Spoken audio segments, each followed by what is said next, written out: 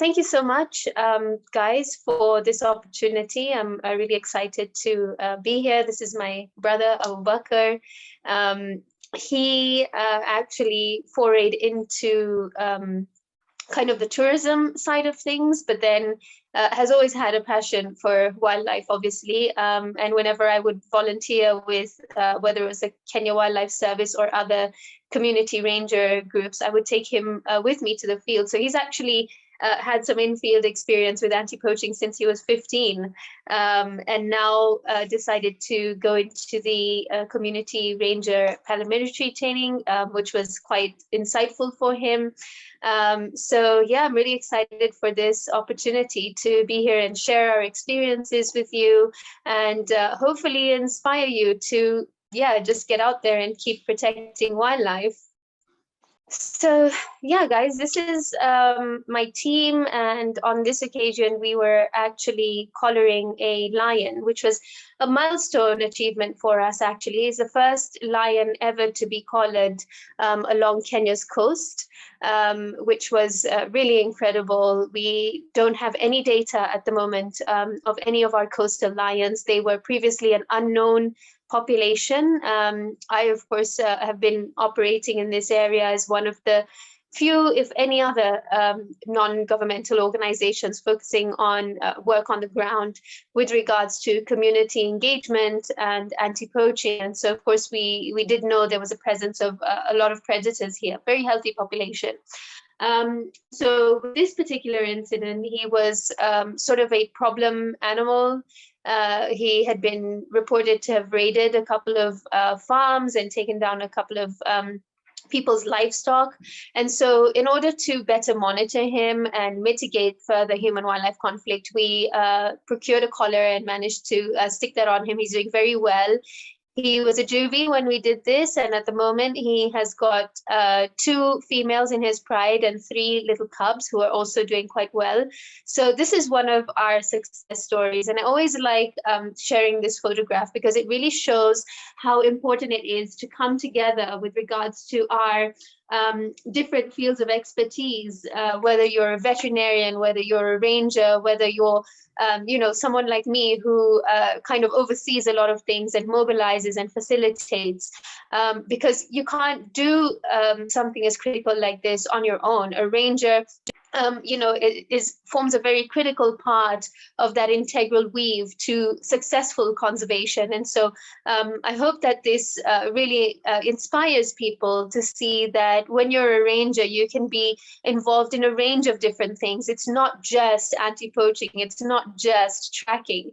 Rangers really are, part and parcel of the wider conservation vision and goal, which is why when we started the Lindsay Africa Foundation, we really launched as East Africa's first nonprofit that focuses on ranger welfare facilitation and empowerment. At the time, we launched in 2014. At the time, rangers were just getting gunned down by poachers. There wasn't really a value to rangers per se, as we have now. So we have seen a shift in perception. A lot of people had this negative sort of perspective that rangers were involved in poaching because they know where all the elephants are and where all the animals are. But as you know, if you spent even 2 days in the bush on foot, it doesn't really work like that. And so it really took our flagship sort of project, which was Walk with Rangers, which gave people from all over the world an opportunity to come and live with us and walk with us and work with us, eat what we eat, wear what we wear, really have a feel of what it's like on the ground. And once we had, I think the first one that we did, which was in 2014, we had 71 people from all over the world join us and really see for themselves how difficult it is, and really understand when we keep on asking for donations for boots and socks, why that is so important, because you can go up to 30 kilometers a day if you're a ranger on foot and if you're tracking something meaningful. So it really gave, I would say, the average person from different walks of life, from different countries. I think we had about 15 or 16 different countries represented on the first Walk with Rangers, to really take in that knowledge and then spread it out to the rest of the world through their social media, through their friends and family. We've had a lot of people who have come back to do the Walk with Rangers experience, who have actually even left their jobs. We had one guy who was a French guy, had a very successful company, shut it down, sold everything, moved to Congo to work in wildlife trafficking. So this was huge, for us, because I never imagined that such a grounded, basic experience would cause such a life shift in so many people's hearts and minds and lives. So, we've had a lot of people who have participated very actively in conservation since then. We have people who have continued to support us with a little bit of fundraising here and there. But as the world works, you move on in life. And so we try to do the Walk with Rangers experience once a year. We haven't been able to do it for the last, I would say, 3 years because of COVID, et cetera, et cetera. But hopefully we'll be getting back on track with that program, because it really was helpful to give people that insight and really bring them on board with a new perspective and a fresh sort of image of conservation and what our goals are and what improvements we can make, because we all learn from each other during that experience. So before I carry on, I'm actually going to hand over to my brother. This is Abu Bakr, and he's going to tell you a little bit about his experiences during his training. He completed his training in May with the Kenya Wildlife Service, which was a community ranger paramilitary training program for 3 months. It was quite intense, but I'm not going to speak much about it. I'll hand over to him and then he'll tell you more, hopefully. Abu Bakr? Hi, everybody. So what I'd like is to walk you through how one day goes around there. I will also explain to you how, from the moment that I reached, how everything was. So let's start with how one day is over there. Our day typically starts at about 3 a.m. every morning. We wake up, we make our beds. There's a picture of the domes there. We actually call it the barracks. The nets are supposed to be tied in a specific way. As you can see, all the beds are lined up, the bed sheets, all your belongings are supposed to be in like a minimal space. So from the time we wake up in the morning, we only have about 10 minutes to clean the area in case there's an inspection. After that, we head to the assembly area for head count. After the head count, we're supposed to be in our tracksuits and ready to go for jogging. Every morning we jog for about 10 kilometers around the fence of the school. And right after the jogging, we have a physical exercise, like we do 100 push-ups and just like planks, physical body training. And after that, which is at about 5:30, we head back to the barracks to shower and get into our uniforms and get ready for the second lesson of the day. So we actually don't sit down until about 11:30 when we have our third lesson. That's when we're in the class and we write all this stuff that they teach us about field craft. It's a lot. I'd also like to tell you about the meal plans that actually they have there. Is no sugar and no salt. Your body is just supposed to, after some time, your body just uses proteins to put up with the harsh exercise. And the breakfast there every other day is a cup of tea and 1 boiled egg. That's for 3 days of the week. For the rest of the days, you get a slice of bread and a cup of tea, maybe black tea without milk, and sometimes with milk, of course. And then we have 10 o'clock tea. That's right before our second lesson of the day.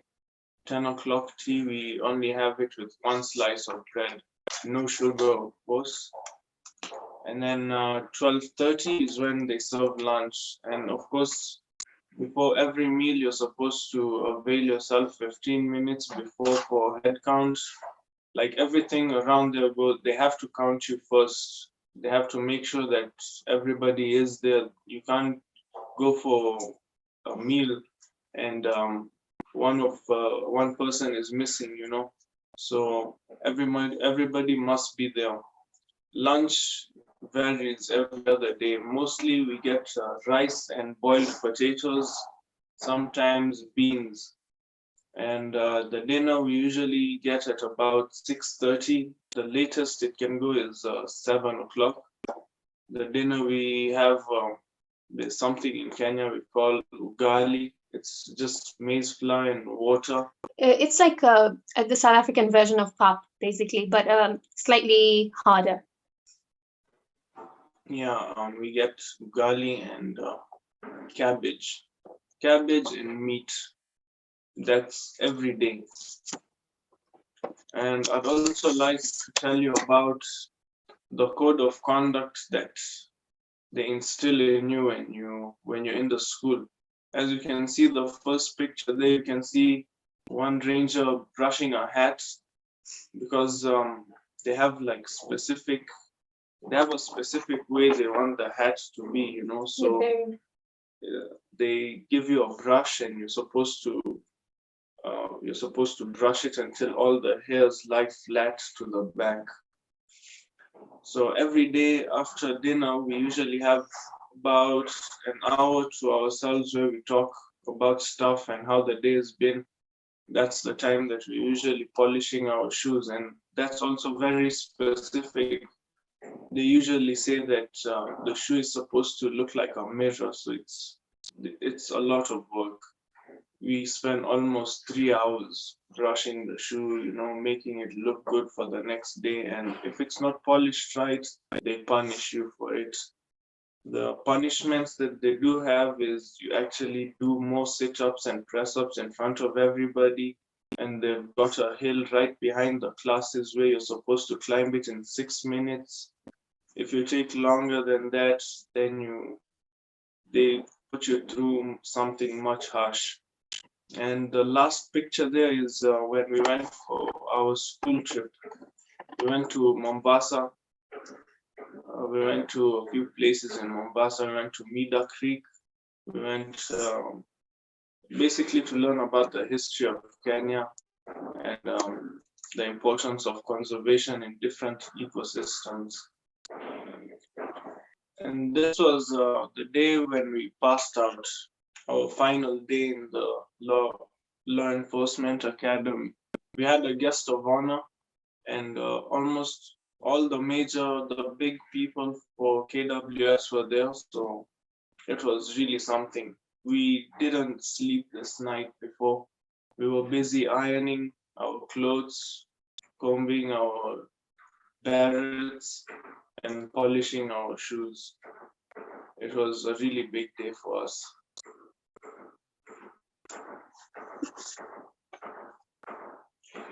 I also did have some hard times when I felt like I was giving up, but we have the course officer. He's one of the major sergeants at the school. He always used to motivate me. And the times that I do feel that, I can't do this again tomorrow, like this is too much, every day we only sleep for about 2.5 hours. It's a bit short. So he always used to console me and everything was better afterwards. Okay, that's it. So I think, as you've heard, it's quite an intensive training program. I'm going to just take you through sort of some general general points of what it takes to be a ranger. But as you've heard, it really is quite an intensive training that rangers here go through, and that depends on, you know, whether they're parastatal rangers working with the Kenya Wildlife Service, or whether they're community rangers working either with the community conservancy or under a nonprofit like ourselves with Ulinzi Africa Foundation. So what happens is we then partner with KWS to have these trainings done for our rangers, because we really benefit from the training. They really come out completely changed individuals with a lot of discipline, a lot of other knowledge as well, because aside from the physical training and obviously the dietary kind of differences, they also do go through some classroom sessions where they're taught about wildlife and species, you know, flora and fauna, and also go through trainings on how to use specific kinds of equipment. So whether that's a GPS or whether that's you know, matters of the wildlife legislation. So we're going to talk a little bit about that next as well. Here you can see, what does it take to be a ranger? And a lot of people have this notion that, you know, you just need to be good in tracking and anti-poaching and maybe a little bit of first aid. And of course, the physical fitness and stamina is what stands out the most when it comes to any rangers working anywhere in the world. And of course, this is true. Without tracking, you can't catch a poacher. You can't be successful in anti-poaching. And you really do need first aid skills. Now, this is something that as Ulinzi, we really focus on, because when I started sort of volunteering with rangers, this is back in 2005, 2006, I found that a lot of rangers actually did not have any first aid training. And I'm talking more specifically about rangers that were working under conservancies or under NGOs, community rangers, as we call them collectively. They hadn't had any first aid training. And in some cases, we found that rangers had lost lives through injuries, whether it's through a gunshot wound, an excessive bleeding that is, of course, preventable.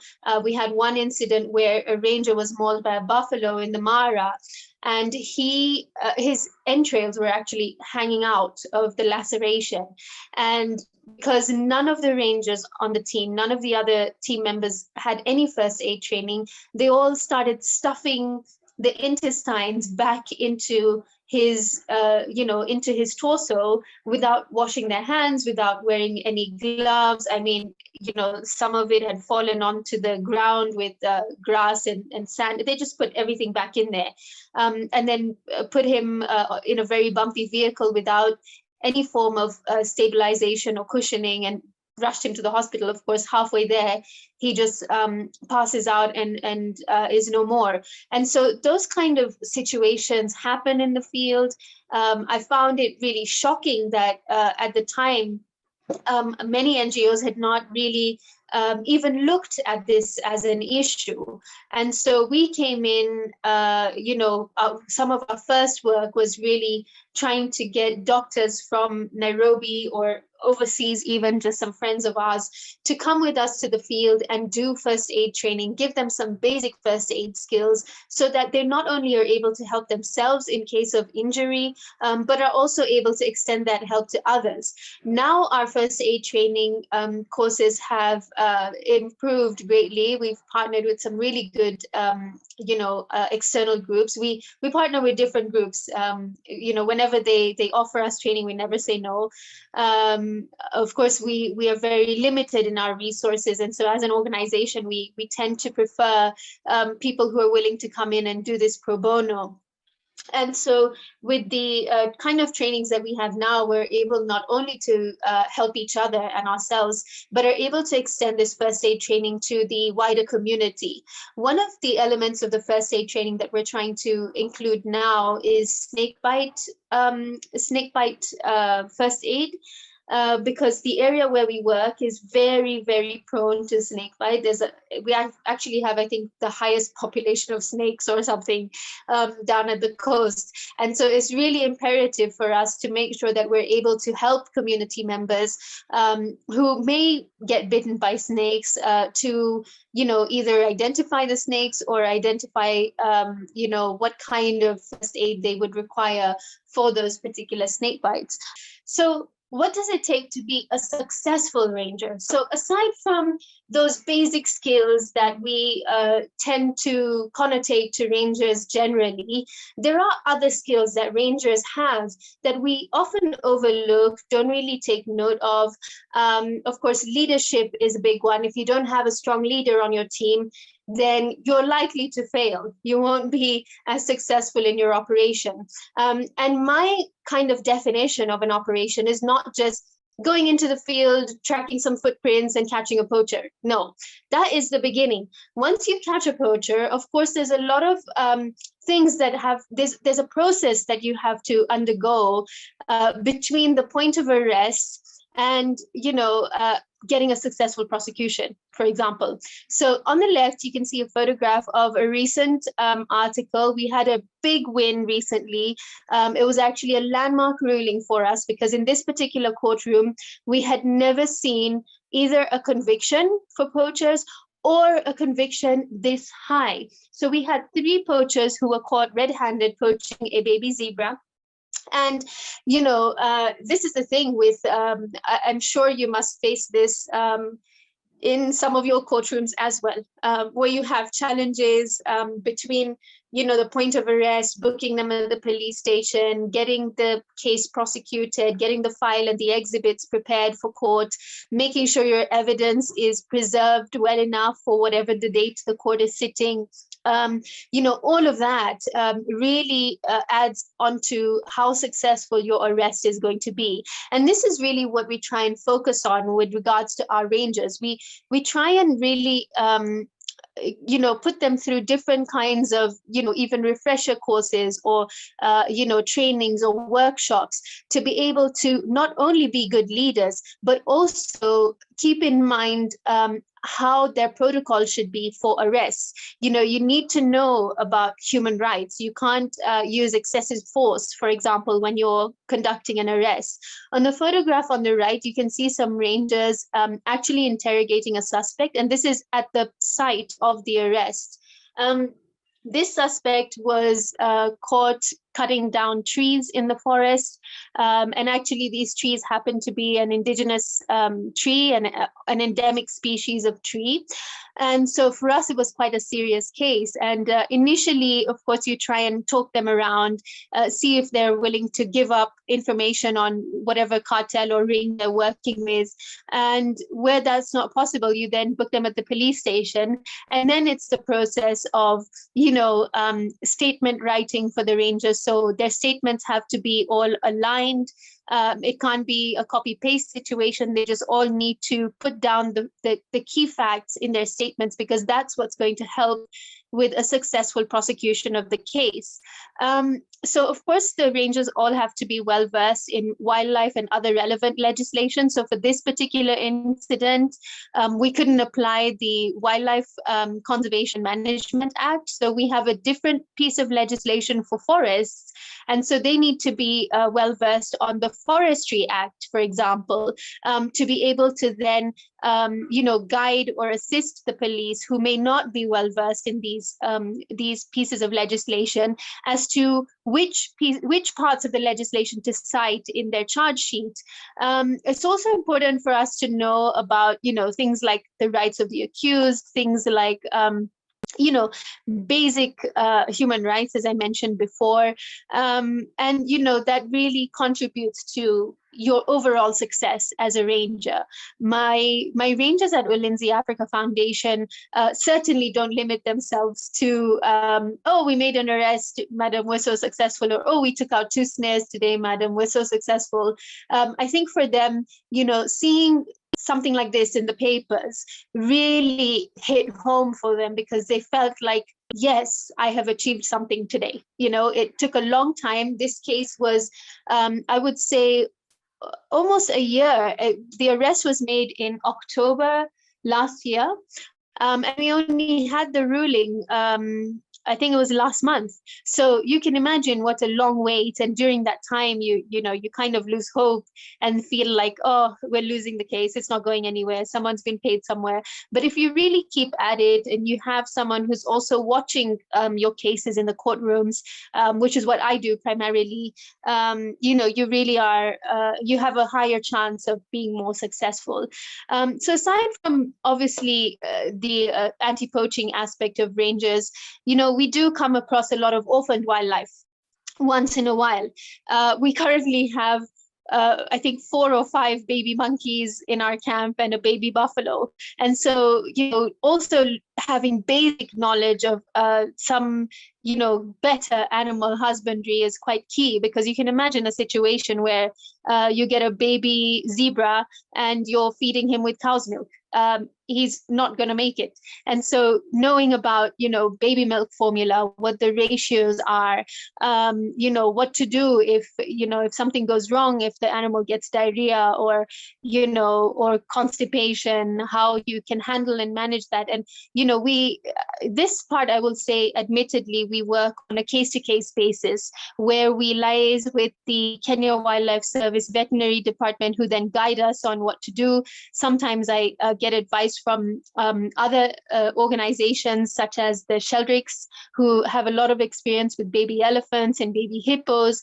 And so until such a time as they're able to come and take that orphan into their care, we try to manage the best that we can in the field. So you see, it takes a lot to be a successful ranger. It's not just limited to anti-poaching and tracking and you know, protocols of arrest. There's quite a lot that goes into it. So here you have it. This is our winning formula, which is prioritizing ranger training, making sure that we're working with partners and agencies. So whether it's the National Intelligence Service, the Kenya Forest Service, the Kenya Wildlife Service, the Kenya Coast Guard, if it's something related to marine, because the ecosystem that we work in is very unique. It's actually got terrestrial and marine wildlife. We sit on a delta where the river meets the ocean, so very rich in biodiversity.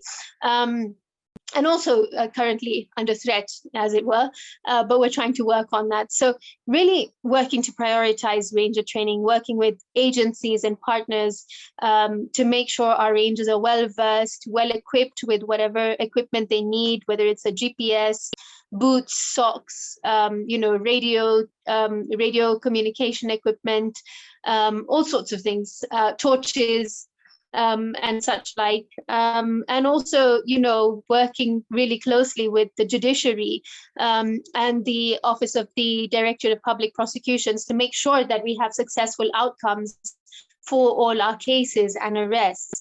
And of course, we continue to support community groups who complement our goals. So we're currently working with a couple of different community groups because we're more focused on the terrestrial side of things. We're still trying to gather the resources and fundraise for another unit to be able to extend our operations. But where we're not able to do that, we try and engage local community-based organizations to help us with, you know, things like turtle nest monitoring, and keeping a database of any turtles that get washed up on the beach, for example. So we do that. And of course, we welcome partners to continue to support us and really make us successful in our greater conservation goals. So I think that's about it. I don't really have much more to share. But yeah, I welcome any questions and comments you might have.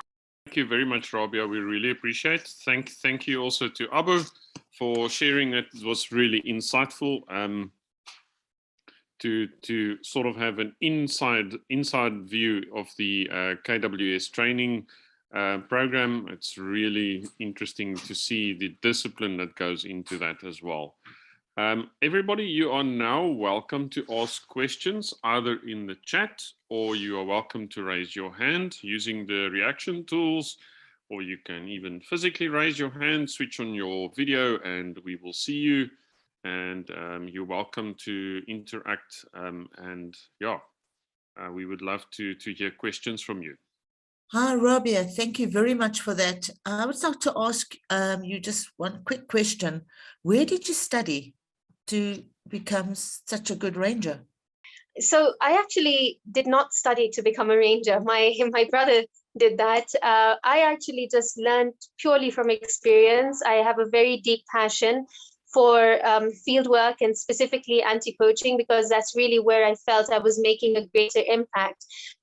Prior to doing this, I actually used to work in the media. So I used to work on radio, TV, and I used to write in the paper. So my field of work was completely different from wildlife conservation, but because I was so passionate about it, whenever I would have off days from radio, which was quite a lot, I would use those off days in the field and join rangers and learn from them. And that's how I really identified all these challenges that rangers are facing.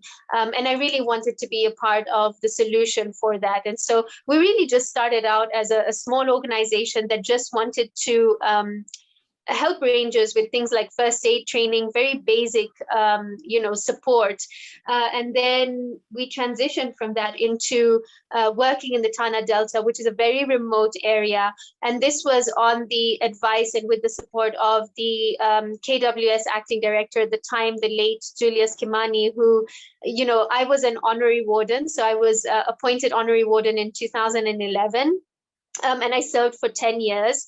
And in my capacity as an honorary warden, I would obviously submit my reports from my experiences on the field with KWS. And so they then said to me, we don't have capacity in the Tana Delta. Can you start a project there? And of course, it was a no-brainer for me. So the rest, as they say, is history. So I don't actually have any training to be a ranger. I learned on the job from different rangers in different parts of the country, but I really now, I do still go on patrol with them once in a while because I love it. But I mostly focus my energies now on really making sure that all their hard work on the field doesn't go to waste. So working with the agencies and the judiciary to make sure our evidence is intact, the cases are being prosecuted duly, which is actually a lot of work. So yeah, I think we complement each other that way. Thank you. But I must tell you, you're doing amazing work, young lady. Thank you so much. Indeed. So, Raabia, so you actually used your communication skills. You came from a journalism background, as I understand, and then used that to positively influence the processes of the game rangers. Exactly. Raabia, and maybe Abu, if I can ask the same question to you as well. If you would have to single out one attribute of a game ranger that's essential in terms of their value system, what would that be? I would say a sharp mind. That's number one. Yeah. Yeah, I would say discipline. Actually, all comes down to discipline. If you don't have a discipline instilled in your team, you're going to have problems. I can tell you that. I've worked with many rangers over the years, and at the moment, thankfully, I have 13 rangers with Ulinzi. And if you've got one team member that does not have good discipline and respect, it really is a case of one bad apple spoils the sack. So you've got to really make sure that they are empowered within themselves to understand how critical it is for them to be disciplined. And it might sound ridiculous to spend 3 hours polishing boots, but it does kind of psychologically train you to have that level of resilience. I don't think it would be, I think the first day that you did it, you felt a little bit weird about spending 3 hours polishing boots. It seems pointless, but by the end of it, I think you really understood why it was so important to make sure that you're just following the instruction and doing what you're told to do. Yeah, the first time I didn't even sleep because of the boots. Yeah. Yeah, kind of serious around there. Yeah, so discipline is so critical, so critical. So my question, Abu, perhaps from a practical side, having gone through that process, if you go into that situation, how do you find that discipline in yourself? Because none of us are disciplined by nature. We kind of have to, sharpen our discipline skills as well. And if you look at where before you went in there and now that you came out, what changed inside you? Well, patience is the thing that really changed a lot. I learned to be more patient and to accept things as they are and to just be in the now, and have no distractions at all. So that really helped a lot. I learned a lot from your philosophical approach this morning, I must say. You bring an interesting perspective on these things. It's less military and it's less military than you think and more inside yourself where you make these decisions. Very interesting. Raabia, if you find that one person in your group, because I'm thinking these students this morning, they're training to be rangers. They're probably in the South African context, perhaps going to be section rangers or as they go through the system, or they're going to be working with private institutions and perhaps manage a group of 10 rangers, that work with them. How do you deal with rangers that are working with you or for you that are not disciplined? How do you use your leadership skills to influence them? So this is a very interesting question because remember, I started out, a lot of these rangers I know because we've worked together in the field. And I've had to really change myself with regards to my approach to how I lead my team. Because I feel like, it's one thing to be, yeah, guys, we're all one team, let's do this. And it's a whole other thing to be, I'm joining you on patrol today, but I'm still your boss. Like, you need to follow my instructions. Because really, my instructions are overall for the collective benefit of the group, right? And kind of taking in all other elements into consideration that they may or may not know about with regards to external kind of factors or influences. And so it's been interesting for me because I sort of went from buddy to, right, guys, it's down to the wire. We need to get this done. I don't have a lot of time to work with here because I have goals to meet in the next 48 hours, in the next 1 month, in the next 2 weeks, and I need to meet those goals. And so now I've become, a lot more, I've shifted from being result oriented to goal oriented, because I feel like if you meet your goals, you're already targeting meeting your results anyway. And so having very strict goals in place for my team with regards to, I need reports every week. If you haven't taken out a snare, I need to know what else you've done. I need to know if you've seen an injured animal. I need to know if you've engaged with the community. Like, I need my weekly reports on time.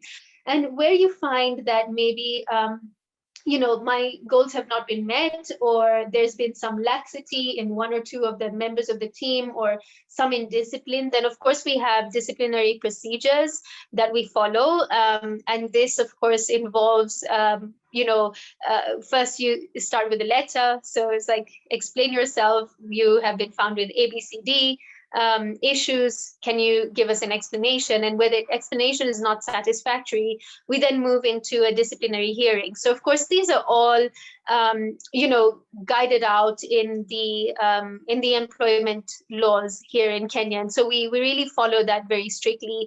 And then determining the outcome of your disciplinary hearing will then tell us whether this is an issue that we can arrive at a mutual resolution, or we need to terminate. And that has been very difficult for me, to be honest, as an employer, because it's not easy to let someone go, especially a ranger. And so you do find that within this space, it has been, and I think this is something that a lot of organizations or team leaders experience, is very difficult to let go of a ranger because that skill set is so hard to find in just the average person. It's so difficult to find someone who's a good tracker, who is good with interrogation, who probably has been assisting you with intelligence gathering and has a network of informers already, who is very good in presenting himself in court. You know, there's so many varied skill sets that you need. And so we really take into consideration all these aspects before we ever reach at a decision to terminate. And so usually you'll find that, you might be admonished in some way, maybe, you'll be on extended leave for 2 weeks so that we can just continue without you. And then when you come back, hopefully your mind is fresh and you're able to continue. And I do want to say on this point also that it's quite difficult to be a ranger also, with regards to your just your physical presence, because you're in the field all the time, 11 months out of the year. You very rarely get to spend time with your family. And so as an employer, it's really important for me to give my rangers their due time off so that they're able to be with their families and their family unit doesn't end up breaking down. I've actually had this experience with rangers before, when I was still kind of in the field and learning, just kind of soaking up all the information, where I found that a lot of rangers were getting divorced, or their wives were running away because they either were not able to provide enough for the family, and keep in mind that rangers still do not have a legal minimum wage in Kenya. This is something that I'm looking to try and lobby to change. So you have rangers getting paid as little as $40 a month, $60 a month, which is ridiculous. And so the family unit starts breaking down, or just by virtue of the fact that they're not home enough, you find that the wife is seeking out and ends up having a baby from somewhere else. And so these are really social issues that when you're working with rangers or overseeing a ranger operation, you really need to be cognizant of. And so when a ranger calls the management or the administrator and says, I need to go home, we don't ask for an explanation. You need to go, then you need to go. We'll give you your due days off. Just make sure when you're back, you're focusing on work. And so it's really important to have those kind of leeways and understand where they're coming from as well, in order to have an ethical operation, really. Thanks, Raabia. That was a little leadership class. As I say, I mean, we hope that many of the students in this morning will end up being managers and leaders in the conservation scenarios in South Africa and Southern Africa, and maybe even the rest of Africa. So these are the things that you are going to be dealing with staff. It's not necessarily that much part of the scientific training program when you are when you go through training as obtaining your degree, but these are the real life issues that you're going to be dealing with, and these are skills that you will also need to develop. Very important skills. Cheryl, I'm going to give Opa a chance to speak, or would you like to speak first, Cheryl? Yeah, can I? Go for it. Raabia, I just want to find out, as you know, I'm training approximately 104 students currently, they're second years. The chances of them, or one or two of them, coming to you for a work integrated learning experience for a year, what are the chances there for them to come on board just to get some experience from you?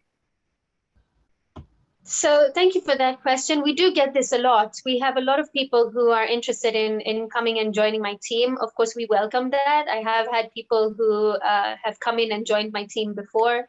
At the moment, though, Kenya is actually, we're almost having our election, I think in about 2 weeks or so.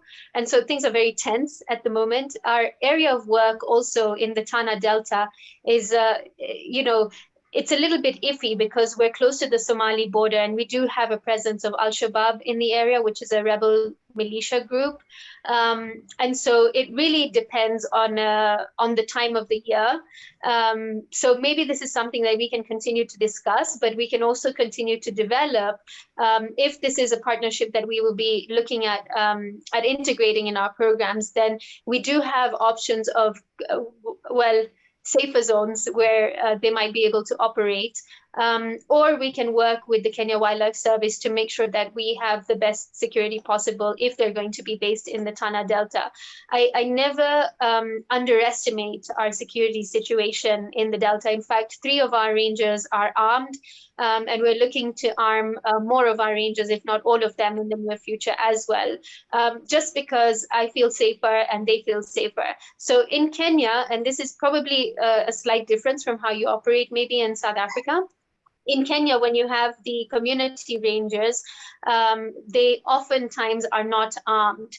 But by virtue of the fact that we work in a very high security zone, we do have that leeway to make sure that we have some level of personal safety. So maybe we can continue to discuss that. But yeah, I mean, personally, we'd love to have people join us. It's always nice because we learn from other people as well, and we impart our knowledge.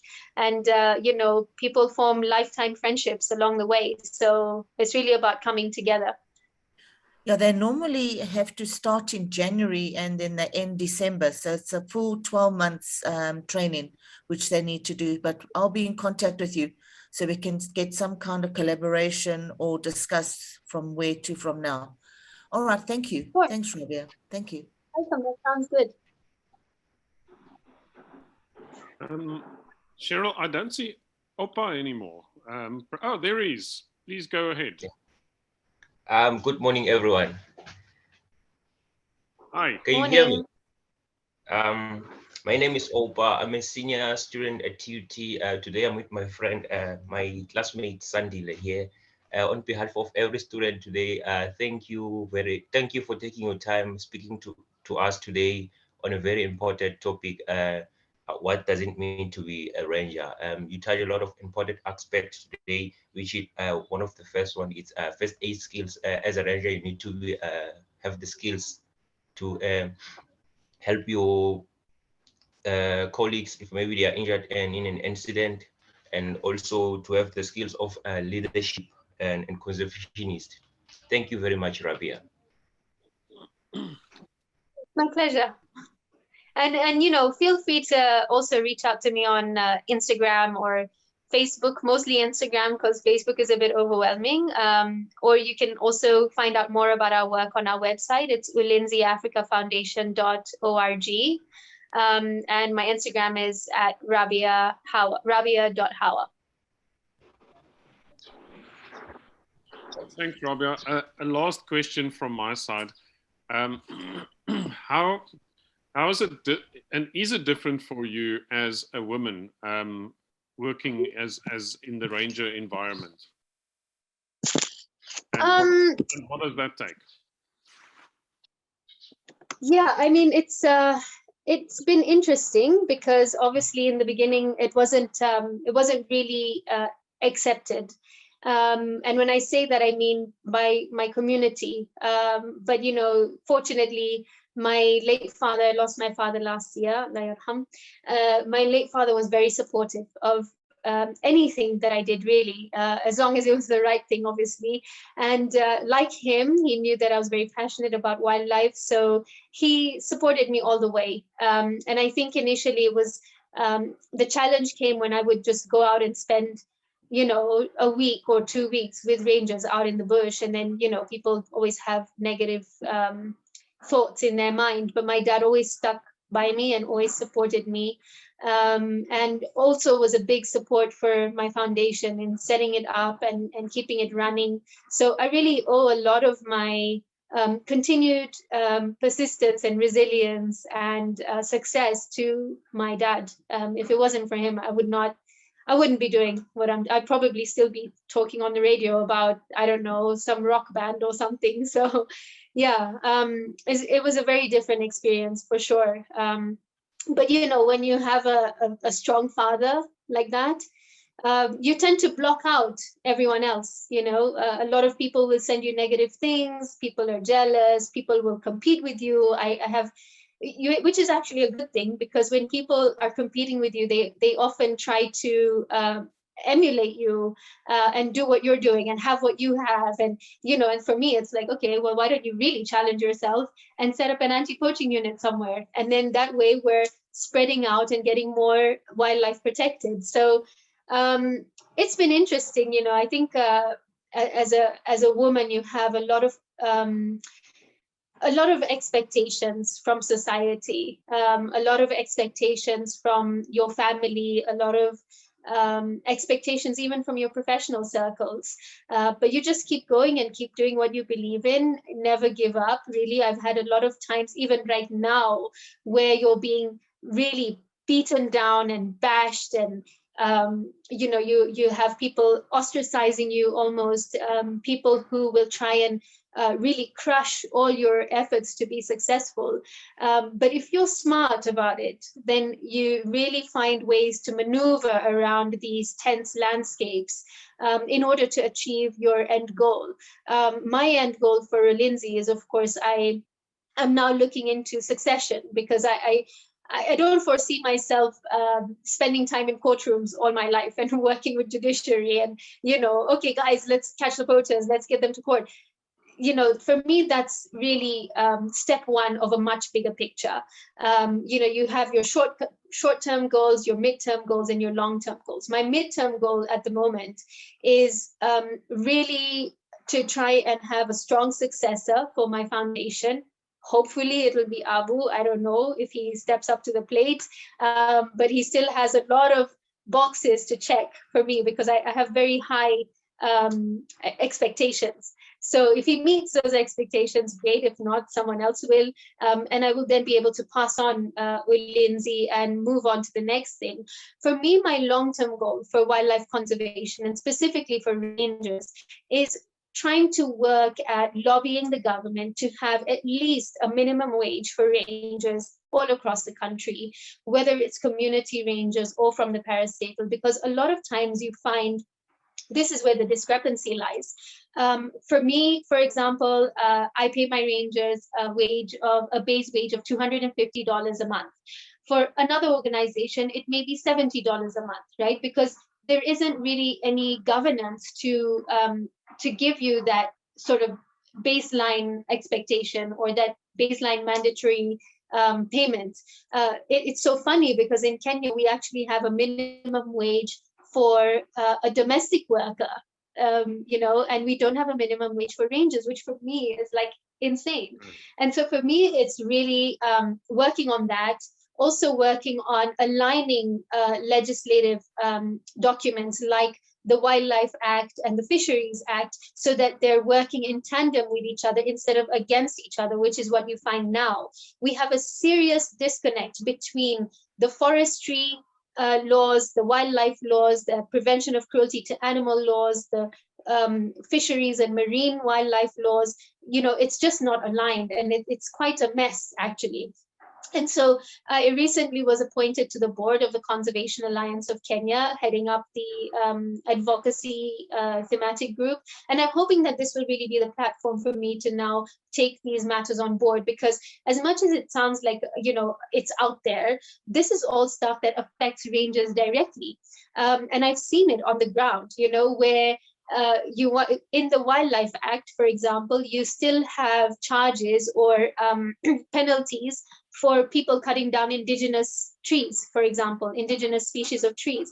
But then when you go to the police station, for them, it's like, okay, but it was a forest, and so we need to use the Forest Act. And for me, that doesn't work, because the forestry legislation penalties are so lenient in comparison to the ones that are in the Wildlife Act. So, you know, we really need to make sure that these legislative documents are working together, so that you don't have a situation where your efforts as a ranger are futile, you know? So for me, this is really the wider goal, is to make sure that rangers in Kenya and hopefully other parts of the world, if I manage to work on this one really quickly.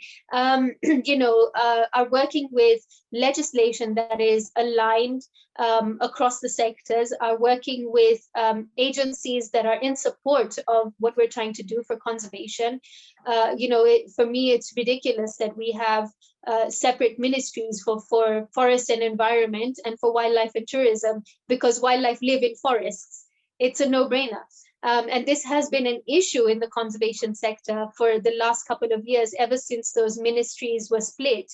And so these are kind of wider issues that I personally am looking to try and contribute towards aligning for the purpose of really making rangers' work easier while they're out there running and, saving wildlife and, making sure that our ecosystems are safe. So yeah, that for me really is what I'm working on now.